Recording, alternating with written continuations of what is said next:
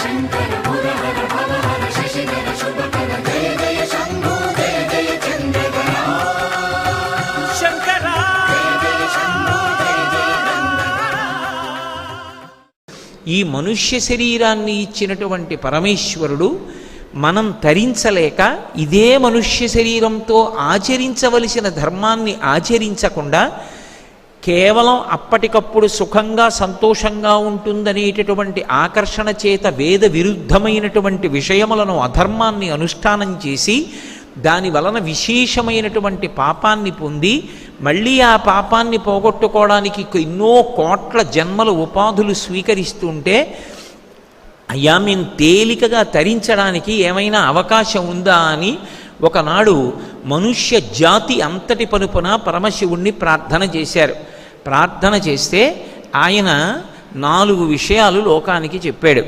తరించాలనేటటువంటి అనురక్తి ఒకటి ఉంటే, తరించుట అన్న మాటకు అర్థం ఏమిటంటే దాటుట అని.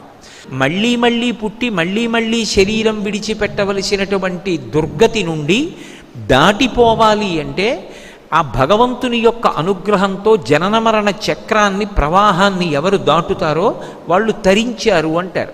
ఆ తరించడం అనేటటువంటిది సాధారణంగా ఒక్క మనుష్యునికే అన్వయం. ఎక్కడో శ్రీకాళహస్తి లాంటి క్షేత్రాల్లో ఒక పాము, సాలెపురుగు, ఏనుగు వంటివి తరించి ఉండి ఉండవచ్చు. కానీ సిద్ధాంతరీత్యా తత్వత మనుష్య శరీరం ఒక్కటే తరించడానికి కావలసినటువంటి ఉపకరణములతో ఉంటుంది. ఇతర శరీరములకు ఆ ఉపకరణములు ఉండవు. దానికి ప్రధానమైనది ఏది అంటే జ్ఞానము, తెలుసుకుని అనుష్ఠానం చేసేటటువంటి శక్తి ఒక్క మనుష్య శరీరానికే. అయ్యా మేమేమో కామక్రోధాది అరిషడ్వర్గానికి, ఇంద్రియముల యొక్క ప్రలోభానికి వశమైపోయి ఆకర్షింపబడుతున్నాం. మరి ఎలా? మేము తరించడానికి ఏమైనా సులభమైన మార్గం ఇంకొకటి ఉంటుందా? చెప్పవలసింది అని అడిగారు. అడిగితే ఒకానొకనాడు పరమశివుడు అనుజ్ఞ ఇచ్చాడు. దర్శనాద భ్రసదసి జననాత్ కమలాలయే కాశ్యాంతు మరణాన్ముక్తి స్మరణాత్ అరుణాచలే. ఈ 4 శైవక్షేత్రాలే. ఈ 4 మొట్టమొదటిది దర్శనాద భ్రసదసి. మీరు వెళ్ళి చిదంబర క్షేత్రంలో ఎలా దర్శనం చెయ్యాలో అలా దర్శనం చెయ్యగలిగితే, అలా చెయ్యగలిగినటువంటి వాడు ఈశ్వరుని యొక్క అనుగ్రహము చేత పాపరాశిని ధ్వంసం చేసుకుని మోక్షాన్ని పొందుతాడు. ఇక్కడ సాధారణంగా ఒక అనుమానం ఉంటుంది. ఏమిటండి, వెళ్ళి ఒక్కసారి అలా దర్శనం చేసినంత మాత్రం చేతనే చేసినటువంటి పాపరాశి అంతా ధ్వంసం అయిపోతుందా అని. పెద్ద దూది కుప్ప ఒకటి వేశాను అనుకోండి, పర్వతమంత దూది కుప్ప వేశాను.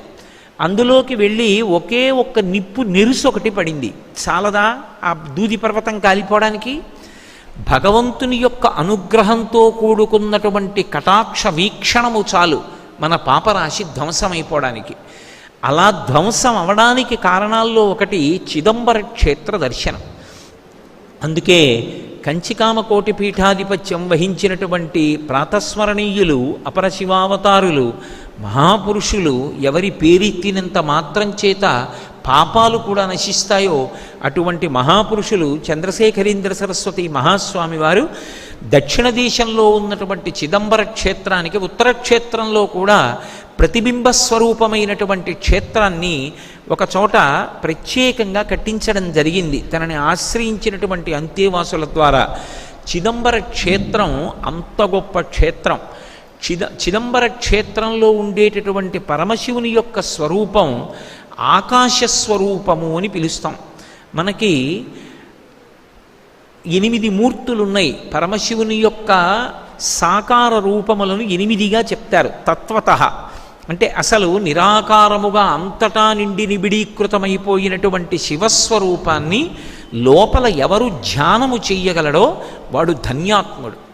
అభిషేకం చెయ్యడం గొప్ప కాదు, అభిషేకం చెయ్యడానికి ముందు శివలింగము యొక్క స్వరూపాన్ని ధ్యానం చేసిన వాడెవరో, ఎలా చెయ్యాలో తెలుసుకుని ధ్యానం చేసిన వాడెవరో వాడికి కేవలము ఆ ధ్యానము చేత సమస్తమైన కోర్కెలు తీరిపోతాయి.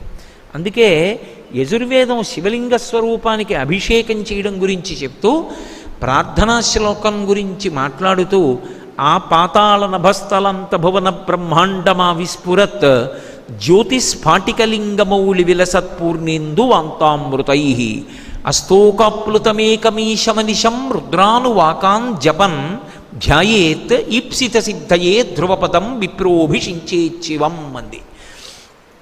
పాతాళం నుంచి ఆ పైకి నిండిపోయినటువంటి అంతరిక్షం వరకు నిండి నిబిడీకృతమైపోయినటువంటి శివలింగ స్వరూపం ఒక గుడ్డు ఆకారంలో ఉంటుంది. బ్రహ్మ అండము. ఆ అండాకృతిలో ఉండేటటువంటి ఈ బ్రహ్మాండానికి అంతటికీ పైన చంద్రబింబం ఉండి అందులోంచి అమృతధారలు పడుతుంటాయి.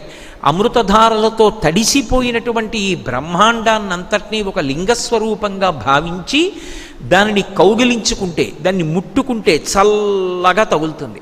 అలా తాను అభిషేకం చెయ్యబోయే ముందు శివలింగం వంక చూసి విస్తారాన్ని ఎవడు ధ్యానం చేస్తాడో, మళ్ళీ దాని సంక్షిప్త స్వరూపాన్ని ధ్యానం చేస్తాడో వాడికి ధ్యాయేత్ ఈప్సిత సిద్ధయే.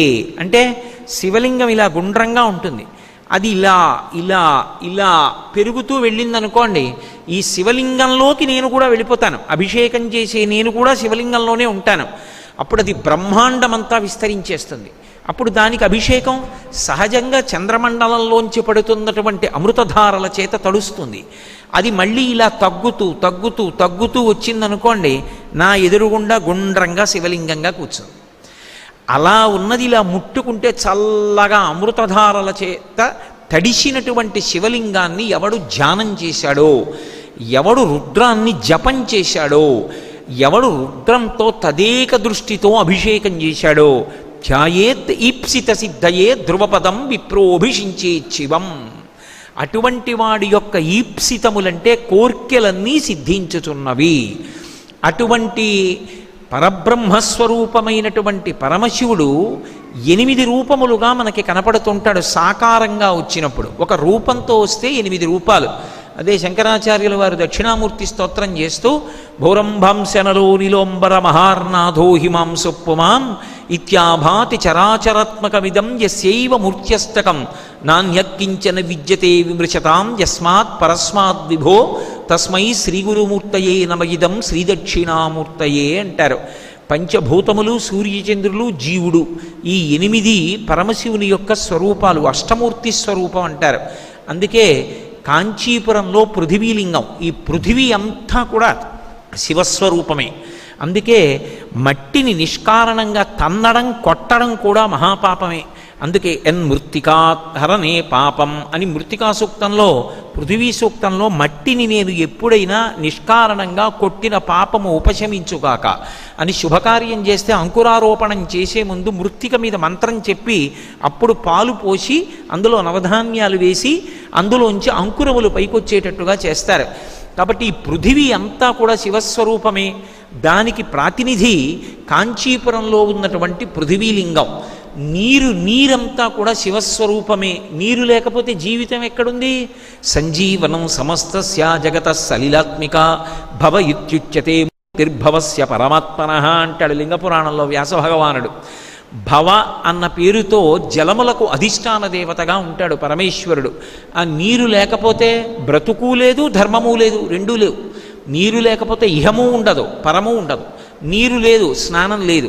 పోని విభూతి స్నానం చేశావు, సంధ్యావందనం చేయాలి, ఆచమనం దేంతో చేస్తావు? అర్ఘ్యప్రదానం చెయ్యాలి, దేంతో చేస్తావు? నీరు లేకపోతే ధర్మం ఉండదు, నీరు లేకపోతే బ్రతికుండదు, నీరు లేకపోతే బ్రతకడు. వేదంలో ఒక మాట ఉంది, పోతున్న ప్రాణములను వెనక్కి తీసుకురాగలిగినటువంటి శక్తి ఉన్న ఏకైక భూతము నీరొక్కటే. నీటికొక్కదానికే ఈశ్వరుడు ఆ శక్తి పెట్టాడు. అందుకే నీరు శివస్వరూపమై ఉంటుంది.